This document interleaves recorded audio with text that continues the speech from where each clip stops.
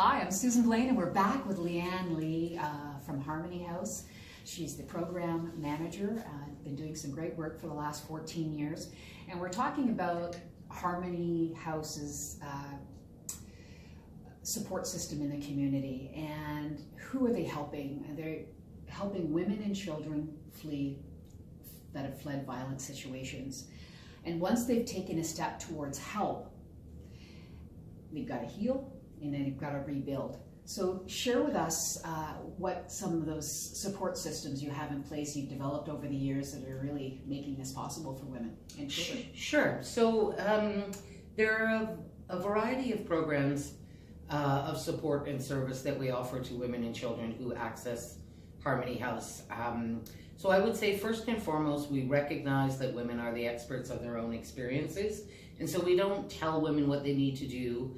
Our biggest impact, I think, comes from being able to provide women with access to information about what are her options. And then we support her to make the choices that she's going to make. You empower them. Oh, absolutely, right? We do. And by giving women access to information, we are in fact giving them access to power. And certainly much of their power has been emancipated as a result, or not emancipated, much of their power has been withdrawn because of the abuse and the trauma that they've experienced. Well, yeah, and I read another thing about the trauma, just in terms of the children, the brain patterns that they experience.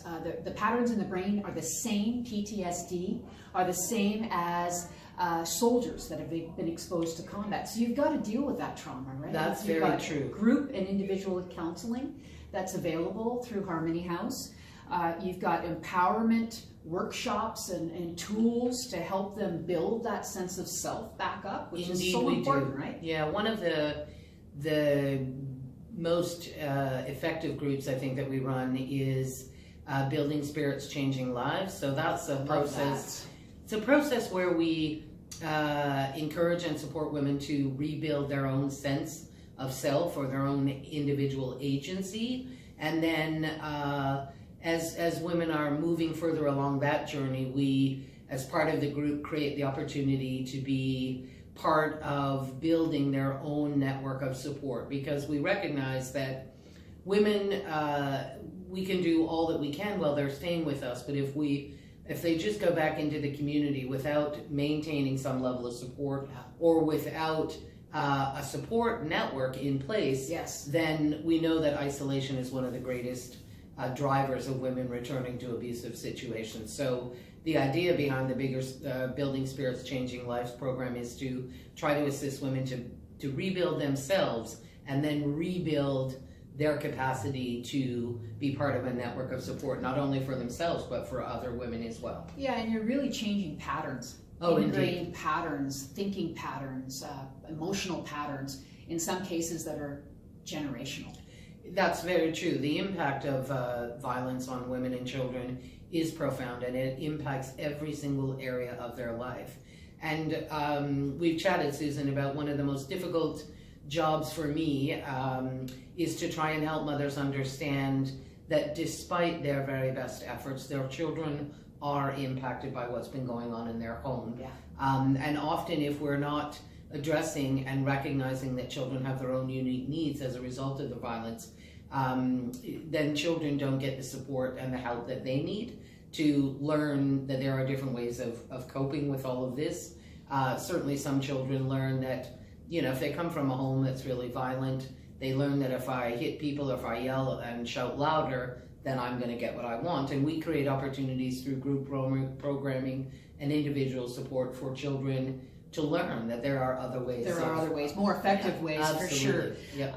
And all of these support, all these programs, helping them navigate the system, ongoing support for past residences as well, and in food bank, you have a very successful food bank. This takes a lot of support from the community. It absolutely does, and without the support of the community, wouldn't be able to do that.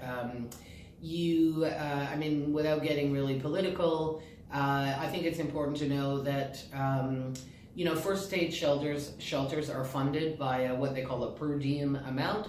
So every time there's a woman or a child in that bed, they receive government funding. Different from your funding. Very different, because all second stages are not funded by the government. We receive some government funding, but it is for the violence against women counseling, transitional housing and support, so as we're helping women transition out. But we don't get any dollars for specifically a per diem amount.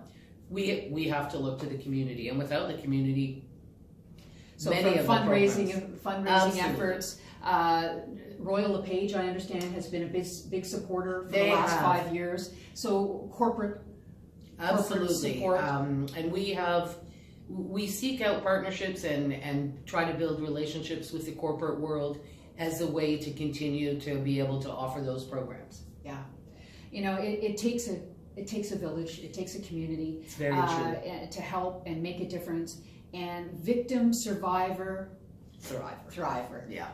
HarmonyHouseWS.com is where you can get more information, where you can learn how to help, learn more about the programs. And we're going to talk a little bit more. And we're going to talk about a great success story that one of your favorites, there's many, one of your favorites. So please stay tuned here with Leanne Lee from Harmony House and myself, Susan Blaine. Thanks so much for watching.